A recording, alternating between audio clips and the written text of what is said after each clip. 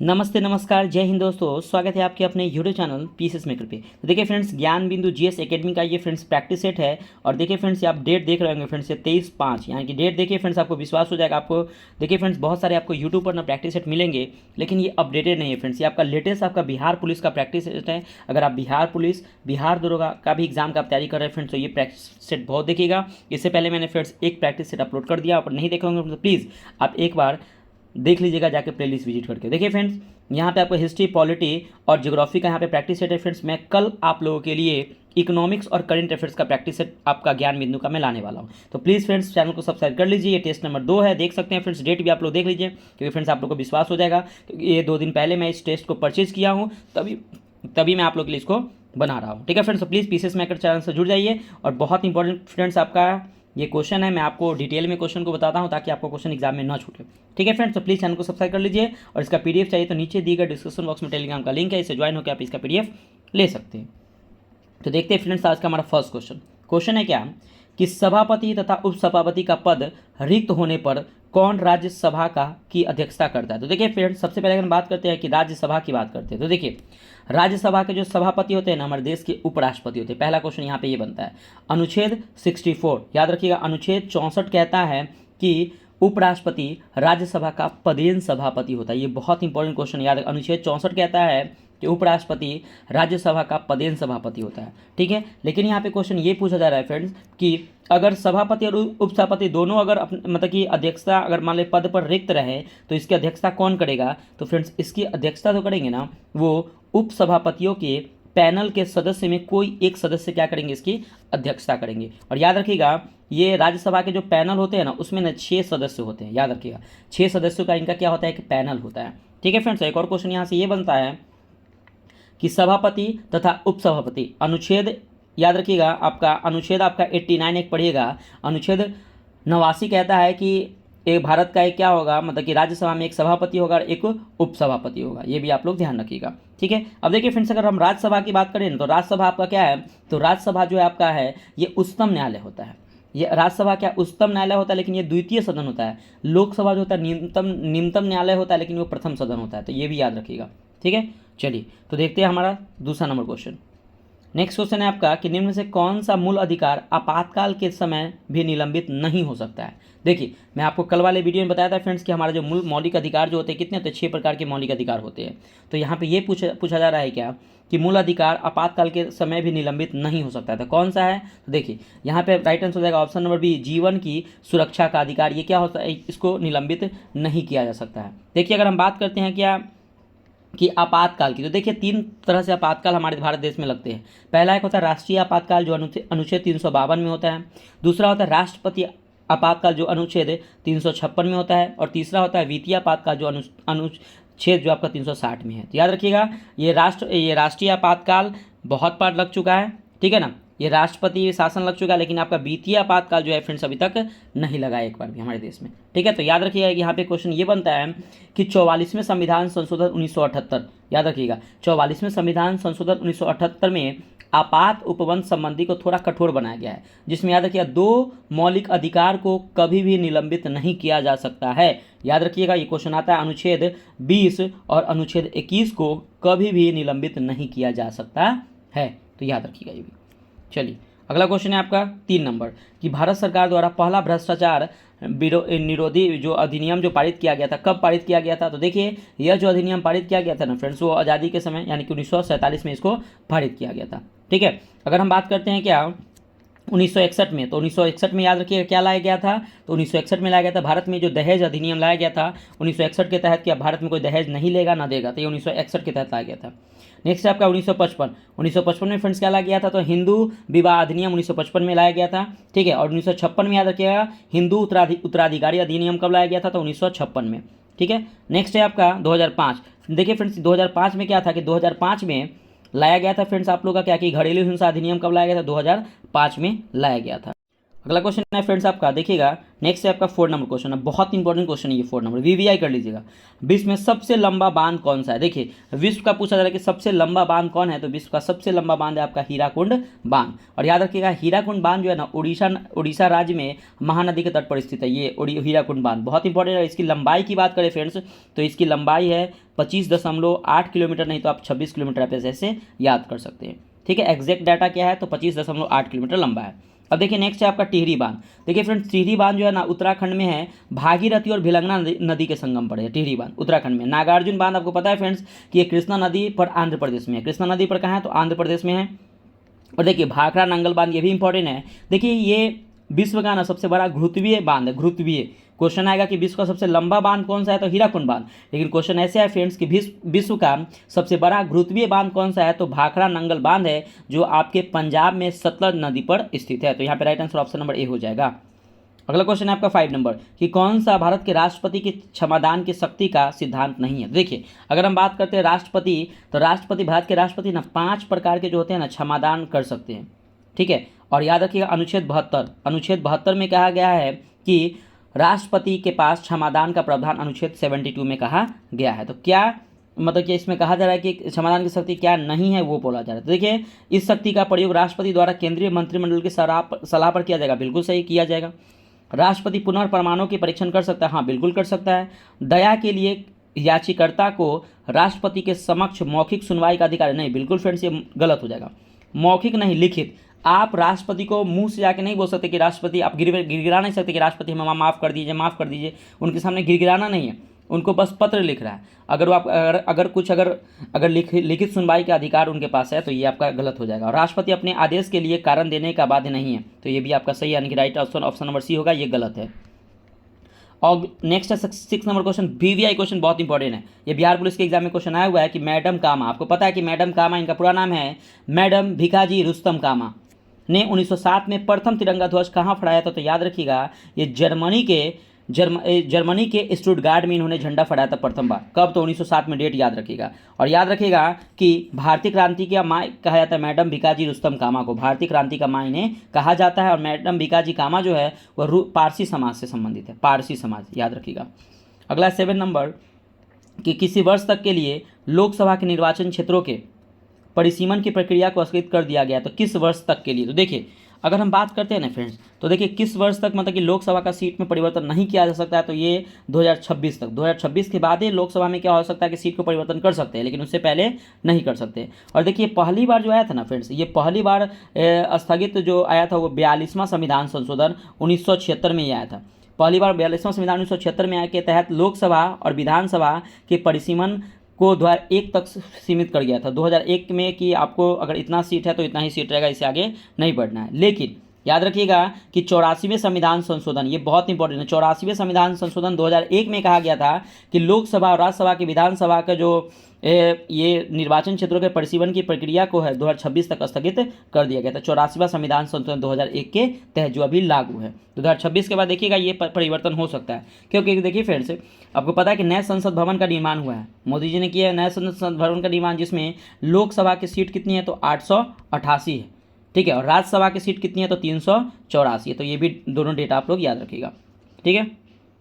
चलिए, और याद रखिएगा ये जो अभी वर्तमान में जो लोकसभा की जो सीट है ना 1971, एक क्वेश्चन और आता है कि 1971 के जनगणना के अनुसार लोकसभा और राज्यसभा की विधानसभा के सीटों का निर्धारण किया गया था, जो आज भी चलता आ रहा है। तो 1971 के जनगणना के अनुसार, ये भी ध्यान रखिएगा। अगला क्वेश्चन है आपका 8 नंबर की बिहार में उर्वरक औद्योगिक इकाई कहाँ स्थित है, तो ये आपके बरौनी में स्थित है। 9 नंबर की निम्न में से सर्वप्रथम किस वाद में उच्चतम न्यायालय ने कहा है कि प्रस्तावना संविधान का हिस्सा नहीं है। तो देखिए फ्रेंड्स, एक है आपका वेरुवाड़ी यूनियनवाद, ये वेरुवाड़ी क्वेश्चन आता है कि वेरुवाड़ी यूनियनवाद में कहा गया था कि उच्चतम न्यायालय ने कहा था कि प्रस्तावना संविधान का हिस्सा नहीं है और संसद इसमें संशोधन नहीं कर सकता है। ये 1960 में कहा था, ये डेट याद रखें 1960 में। लेकिन केशवानंद भारतीवाद ये 1973 में आया था, जब प्रोजेक्ट टाइगर आया था, याद रखें 1973, ऐसे रिलेट करके याद रखिए। केशवा भारतीवाद 1973 में आया था, इसमें कहा गया था कि प्रस्तावना संविधान का अंग है और इसमें संसद संशोधन कर सकता है, ठीक है फ्रेंड्स। तो ये भी आप लोग याद रखिएगा। और देखिए फ्रेंड्स, आप लोग को एक पता है कि प्रस्तावना में मात्र एक ही बार संसद संशोधन अभी तक किया है। 42वें संविधान संशोधन 1976 में 3 नए शब्द को जोड़े गए थे, समाजवादी, पंथ निरपेक्ष और अखंडता शब्द को जोड़ा गया था। ये भी याद रखिए था। इसका राइट आंसर ऑप्शन नंबर हो जाएगा ए, बेरुवाड़ी यूनियन बाद। अगला क्वेश्चन है फ्रेंड्स, देखिए वीडियो कैसा लगा फ्रेंड्स आप लोग कमेंट कीजिए। देखिए आप लोग के लिए मैं वीडियो बना रहा हूँ ताकि सोच रहा हूँ कि आपका एग्जाम में क्वेश्चन ना छूटे। और देखिए फ्रेंड्स मैंने इससे पहले 1 से लेके 20 तक प्रैक्टिस टेस्ट आपका अपलोड कर चुका हूँ फ्रेंड्स, इसका ज्ञान बिंदु सर का। और ये देखिए फ्रेंड्स इससे पहले आपका जो अप्रैल मई में जो आया था वो वाला जो आपका 20 सेट है मैं फ्रेंड्स आपको कंप्लीट कर दिया फ्रेंड्स। प्लीज़ आप बिहार पुलिस एग्जाम के लिए उसको जरूर देखिएगा, बहुत ही फायदा काम करेगा आपके लिए, बहुत इंपॉर्टेंट रहेगा। तो प्लीज़ आप उसे देखना मत भूलिए, क्योंकि नीचे दिए गए डिस्क्रिप्शन बॉक्स में उसका लिंक भी दिया हुआ है, आप उसको क्लिक करके देख सकते हैं। ठीक है, चलिए नेक्स्ट क्वेश्चन है आपका कि दीवान ए बंदगान। तो देखिए फ्रेंड्स ये दीवान ए बंदगान जो है ना एक तरह से दास विभाग था। और ये दास विभाग था ना, ये फिरोज शाह तुगलक के समय फिरोज शाह तुगलक ने क्या किया था कि दीवान ए बंदगान की स्थापना की थी, जिसको हम लोग दास विभाग कहते हैं। और याद रखिएगा फिरोज शाह तुगलक एक ऐसा सुल्तान था जो दास विभाग को भी देखता था। ठीक है ना, इसीलिए फिरोज शाह तुगलक को सल्तनत युग का अकबर कहा जाता है। बहुत अच्छा क्वेश्चन है। नेक्स्ट है आपका दीवान ए मुस्तकराज। देखिए दीवान ए मुस्तकराज है ना, ये वित्त विभाग से संबंधित है। दीवान ए मुस्तकराज किससे संबंधित है? वित्त विभाग से। और ये अलाउद्दीन बलबन नहीं बल्कि अलाउद्दीन खिलजी ने इसका स्थापना किया था। नेक्स्ट दीवान ए कोई, आपको पता है कि दीवान ए कोई ना कृषि विभाग से संबंधित है। ये अलाउद्दीन खिलजी नहीं बल्कि मोहम्मद बिन तुगलक ने क्या हुआ था कि दीवान ए कोई की स्थापना की थी, जो एक कृषि विभाग है। नेक्स्ट दीवान ए अर्ज। दीवान ए अर्ज एक सैन्य विभाग है, जो मोहम्मद बिन तुगलक ने नहीं बल्कि बलबन ने क्या किया था, दीवान ए अर्ज की स्थापना की थी। तो राइट आंसर हो जाएगा फ्रेंड्स ऑप्शन नंबर हो जाएगा ए, दीवान ए बंदगान की स्थापना फिरोज शाह तुगलक ने किया था, जिसे सल्तनत युग का अकबर कहा जाता है। अगला देखिए क्वेश्चन बहुत इंपॉर्टेंट है कि द सिटी ऑफ जॉय किसे कहते हैं? बताइए, कमेंट करके बताइए कि द सिटी ऑफ जॉय किसे कहते हैं। तो ये फ्रेंड्स हम लोग कहते हैं किसको, तो कोलकाता को हम लोग क्या कहते हैं, द सिटी ऑफ जॉय कहते हैं। पिंक सिटी जयपुर को कहते हैं। वाराणसी को फ्रेंड्स हम लोग मंदिर और घाटों का शहर कहते हैं। बेंगलुरु को क्या कहते हैं फ्रेंड्स, सिलिकॉन वैली बेंगलुरु को कहते हैं। और लखनऊ को नवाबों का शहर कहते हैं। अगला 12 नंबर क्वेश्चन कि भारत में परमाणु ऊर्जा हेतु भारी जल संयंत्र थल गुरुजल संयंत्र किस राज्य में स्थित है? तो ये फ्रेंड्स आपके जो स्थित है वो महाराष्ट्र राज्य में स्थित है। 13 नंबर क्वेश्चन है कि डोडा बेटा किस पर्वत की सबसे ऊंची चोटी है? तो देखिए अगर हम बात करें ना डोडा बेटा की, तो देखिए डोडा बेटा जो है ना ये दक्षिण भारत की ना दूसरी सबसे ऊंची चोटी है। और ये जो है ना नीलगिरी पहाड़ी में ये नीलगिरी की ना ये डोडा बेटा जो है वो नीलगिरी पर्वत की सबसे ऊंची चोटी कौन है? तो डोडा बेटा है। और याद रखिएगा दक्षिण भारत की दूसरी सबसे लंबी चोटी, इसकी ऊंचाई जो फ्रेंड्स है क्या है, तो याद रखिएगा 2637 मीटर क्या है फ्रेंड्स इसकी ऊंचाई है। लेकिन फ्रेंड्स ये तो हो गया डोडा बेटा दक्षिण भारत की दूसरी सबसे लंबी ऊंची चोटी जो नीलगिरी पहाड़ी में स्थित है। लेकिन अगर क्वेश्चन आपसे ये पूछे कि दक्षिण भारत की सबसे ऊंची चोटी कौन है, तो इसका नाम है फ्रेंड्स आपका अनाईमलाई। याद रखिए अन्नामलाई जो है ये आपका दक्षिण भारत की सबसे ऊंची चोटी है, जिसकी ऊंचाई है फ्रेंड्स ये नोट डाउन कर लीजिएगा 2695 मीटर क्या है फ्रेंड्स, तो इसकी ऊंचाई है। ठीक है, ये भी ध्यान रखिए। अब देखिए यहाँ पे ऑप्शन बी में आपका है कार्डेमम। तो वो पता है कि कार्डेमम की पहाड़ी केरल और तमिलनाडु दोनों राज्यों में स्थित है। ठीक है ना, और कार्डेमम की पहाड़ी ये इसे इलायची की पहाड़ी भी कहा जाता है। नेक्स्ट आपका महेंद्रगिरी। और महेंद्रगिरी आपको पता है कि ये उड़ीसा राज्य में स्थित है। और उड़ीसा में जो है ये सबसे उड़ीसा के राज्य में जो सबसे ऊंची चोटी कौन है, तो महेंद्रगिरी है। तो राइट आंसर हो जाएगा ऑप्शन नंबर डी आपका। 14 नंबर क्वेश्चन है कि निम्न से कौन सा युग्म सुमेलित नहीं है? तो देखिए अगर हम बात करते हैं कि रानी लक्ष्मीबाई बांध, ये रिहंद नहीं बल्कि बेतवा नदी पर स्थित है। रानी लक्ष्मीबाई जो है आपका बांध है बेतवा नदी पर स्थित है। रिहंद बांध बेतवा नहीं बल्कि रिहंद नदी पर स्थित है। माता टीला बांध ये बेतवा नदी पर बिल्कुल सही है फ्रेंड्स। और राजघाट बांध ये यमुना नदी पर नहीं बल्कि बेतवा नदी पर स्थित है। Right answer option number C हो जाएगा। माता टीला बांध ये बेतवा नदी पर स्थित है। अगला है 15 नंबर की संयुक्त राष्ट्र का बजट पेश किया जाता है। तो देखिए फ्रेंड अगर हम बजट की बात करें तो आपको पता है कि भारत में बजट कौन पेश करता है, तो संसद पेश करता है। संसद के द्वारा पारित होता है बजट में। भारत में बजट जो पारित होता है किसके द्वारा? संसद के द्वारा, क्योंकि संसद में लोकसभा राज्यसभा राष्ट्रपति आते हैं तो उनके द्वारा पेश होता है। लेकिन संयुक्त राष्ट्र का जो बजट पेश होता है ना वो महासचिव के द्वारा होता है। याद रखिए महासचिव के द्वारा होता है। अगर हम संयुक्त राष्ट्र की बात करें तो इसकी स्थापना होता है 24 अक्टूबर 1945 को क्या हुआ था, संयुक्त राष्ट्र की स्थापना हुआ था। और संयुक्त राष्ट्र में कितने संघ है, तो 6 संघ होते हैं, 6 अंग है इसके। ठीक है ना। और याद रखिएगा कि महासभा द्वारा अगर बात करते हैं तो विश्व का लघु संसद किसे कहा जाता है, तो महासभा को कहा जाता है, विश्व का लघु संसद कहा जाता है। अगला क्वेश्चन है 16 नंबर की पुस्तक सत्यार्थ प्रकाश के लेखक कौन थे? तो देखिए जो सत्यार्थ प्रकाश के लेखक जो थे ना वो स्वामी दयानंद सरस्वती थे। और इन्होंने 1874 में इसकी रचना की थी सत्यार्थ प्रकाश की। अगर हम बात करते हैं कि 1875 से, क्वेश्चन याद रखिएगा 1874 याद है, 1875 याद रखिएगा कि स्वामी दयानंद सरस्वती ने आर्य समाज की स्थापना 1875 में किया था। और स्वामी दयानंद सरस्वती को याद रखिएगा हिंदू लूथर कहा जाता है? किसे? तो स्वामी दयानंद सरस्वती को। देखिए फ्रेंड्स, वीडियो कैसा लगा कमेंट कीजिए। मैं आप लोगों के लिए वीडियो प्रोवाइड कर रहा हूँ ताकि आपका एक क्वेश्चन कहीं से अगर जिससे जितना क्वेश्चन बन सकता है ना फ्रेंड्स, मैं वो बनाऊंगा।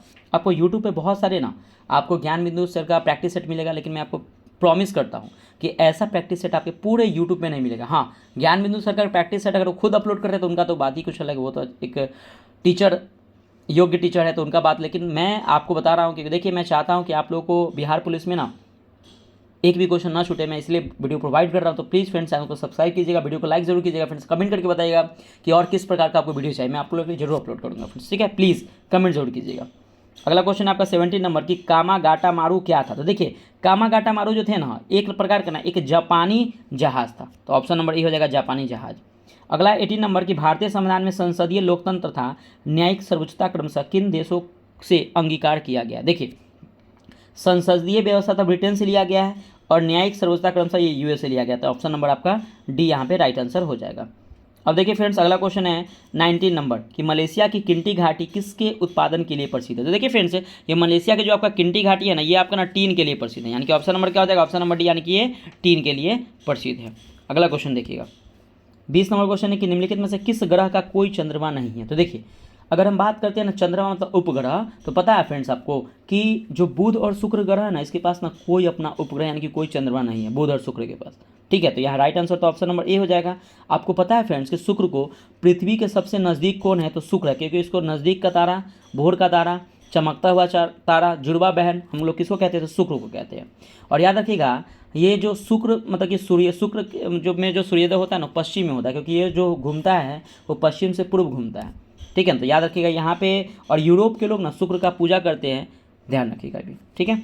नेक्स्ट क्वेश्चन है आपका, नेक्स्ट क्वेश्चन है 21 नंबर की भारत के कितने जिले उत्तर प्रदेश से सीमा साझा करते हैं? तो याद रखिएगा, बिहार के जो 8 जिलों जो है ना, वो उत्तर प्रदेश के सीमा साझा करता है। अगर बात करें नेपाल के साथ बिहार का 7 जिला सीमा साझा करता है, वेस्ट बंगाल के साथ बिहार का 3 जिला सीमा साझा करता है, झारखंड के साथ बिहार का 8 जिला जो होता है वो सीमा साझा करता है, ठीक है। तो ये भी ध्यान रखिएगा।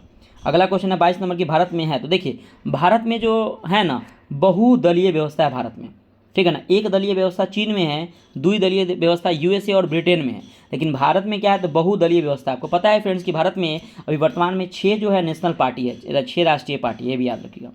23 नंबर क्वेश्चन है कि निम्नलिखित में किस सिंधु घाटी सभ्यता से संबंधित नगर में जूते हुए खेतों के निशान मिले? तो देखिए, जूते हुए खेत का जो साक्ष्य मिला है ना, वो कालीबंगा से मिला है। फ्रेंड्स, कालीबंगा कहाँ है? तो आप लोग कमेंट करके बताइए फ्रेंड्स कि कालीबंगा कहाँ है। बाकी मैं तीनों ऑप्शन में आपको बता देता हूँ कि कालीबंगा कहाँ है, आप लोग कमेंट कीजिएगा फ्रेंड्स। प्लीज़ वीडियो को पॉज कीजिए और कमेंट करके बताइए फ्रेंड्स। देखिए, लिखने से ना आपको बहुत सारा चीज़ याद होता है फ्रेंड्स, तो इस बहाने से आप कमेंट भी कर सकते हैं, ठीक है। चलिए देखिए, बनावली की अगर हम बात करते हैं तो बनावली आपका हरियाणा में है। हल और उत्तम कोटि के जॉब कहाँ से मिले हैं? तो बनावली मिले, ठीक है। नेक्स्ट है आपका लोथल कहाँ है फ्रेंड्स? तो लोथल गुजरात में है। और सिंधु घाटी सभ्यता का पतन नगर किसे कहा जाता है? तो लोथल को ही कहा जाता है।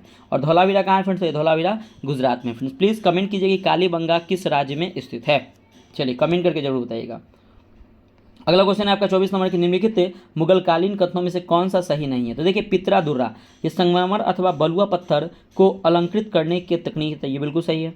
जब्त क्या है? तो राजस्व प्राप्त करने की व्यवस्था, ये भी सही है। और दीवान आम दीवान खास क्या है? तो 40 खंभों का सभा भवन, ये भी सही है। और बांग्ला गुम्बद क्या है? तो मस्जिद निर्माण कला, ये आपका गलत है। देखिए, बांग्ला गुम्बद क्या है फ्रेंड्स पता है कि मुगल बादशाहों का निवास स्थल के छत के ऊपर जो गोल हुआ करते थे ना, उसको बांग्ला गुम्बद कहते हैं, तो याद रखिएगा। तो right answer option number D हो जाएगा। अगला क्वेश्चन है आपका 25 नंबर, बहुत इंपॉर्टेंट क्वेश्चन और वीवीआई कर लीजिएगा आपके एग्जाम पॉइंट से, कि स्वतंत्र भारत की पहली बहुउद्देशीय परियोजना निम्नलिखित में से कौन सी है? तो देखिए, अगर हम बात करते हैं कि स्वतंत्र भारत की पहली जो बहुउद्देशीय परियोजना है ना, वो दामोदर घाटी परियोजना है। और ये परियोजना कब आया था? तो 1948 में, हमारा आज़ादी के बाद 1948 में ये परियोजना आया था। और ये परियोजना जो आया था ना, वो अमेरिका के टेनिस नदी घाटी के आधार पर यह परियोजना आया था। और ये जो दामोदर घाटी परियोजना जो है ना, ये झारखंड और वेस्ट बंगाल की संयुक्त परियोजना है, ये भी याद रखिएगा।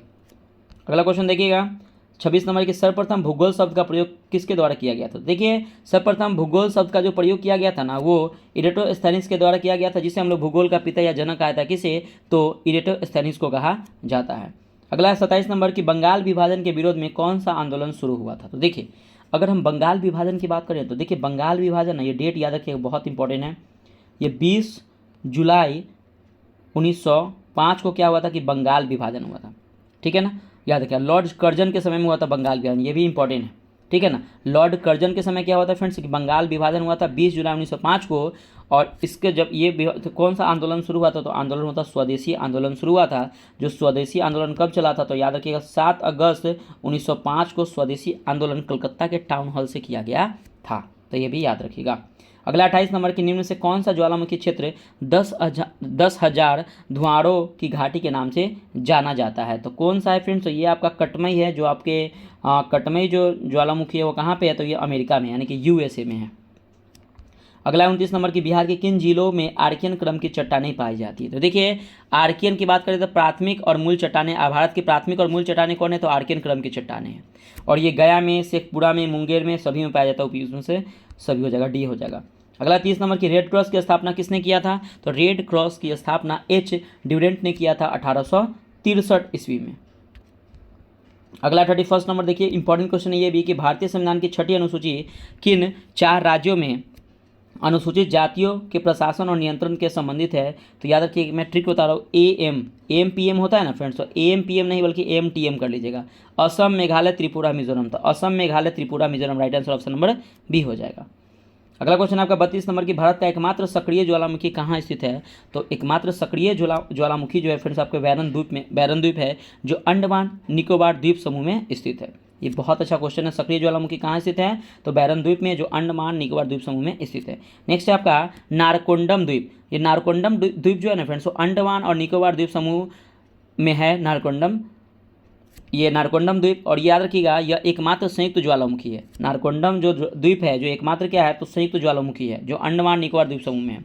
नेक्स्ट आपका न्यू मूर द्वीप, ये फ्रेंड्स आपके जो है ना, ये भारत और बांग्लादेश के बीच ना विवाद का है, ये अब बंगाल की खाड़ी में स्थित है।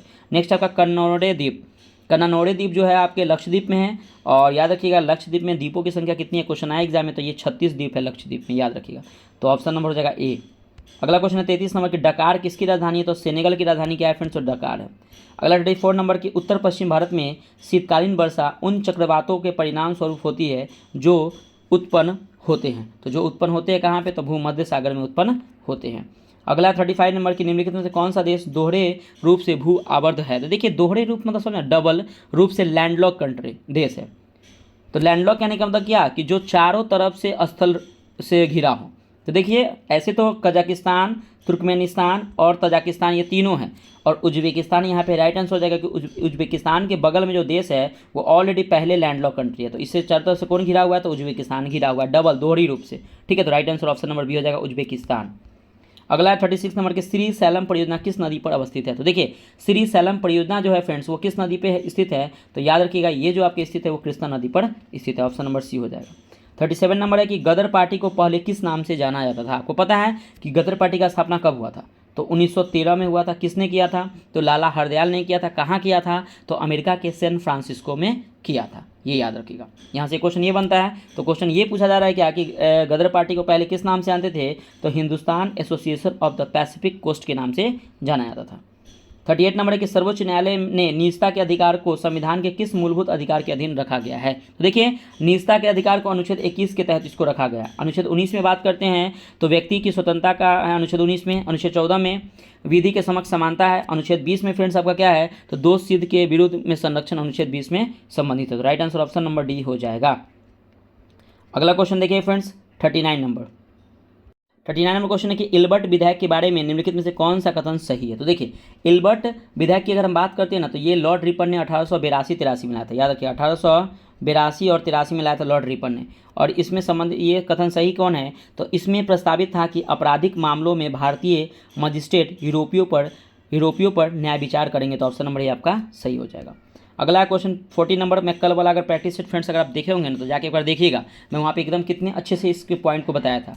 नेटिव मैरिज एक्ट किस वर्ष पारित किया गया था, अगर फ्रेंड्स कल वाला अगर प्रैक्टिस सेट देखे होंगे ना, तो इसमें क्वेश्चन में आपको बताया था, एक्स्ट्रा फैक्ट में बताया था कि नेटिव मैरिज एक्ट जो पारित हुआ था वो 1872 में पारित हुआ था, जिसमें कहा गया था कि लड़की का शादी करने का जो न्यूनतम वर्ष है वो 14 वर्ष है, और लड़का जो न्यूनतम वर्ष है वो कितना है, तो 18 वर्ष किया गया था, तो 1872 यहाँ पे राइट आंसर हो जाएगा। लेकिन याद रखिएगा नेटिव मैरिज एक्ट का विरोध करने वाला एकमात्र व्यक्ति थे केशव चंद्र सेन। इन्होंने क्या किया था, नेटिव मैरिज एक्ट का विरोध किया था, केशव चंद्र सेन ने।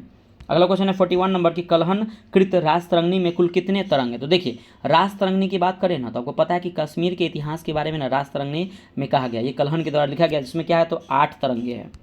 अब 42 नंबर क्वेश्चन है कि इनमें से कौन भारत के राष्ट्रपति द्वारा नियुक्त नहीं होता है। तो देखिए, राजदूत भारत के राष्ट्रपति द्वारा नियुक्त होता है, प्रधानमंत्री होते हैं, भारत के मुख्य न्यायाधीश होते हैं, लेकिन उपराष्ट्रपति होते हैं ना, ये निर्वाचित होते हैं।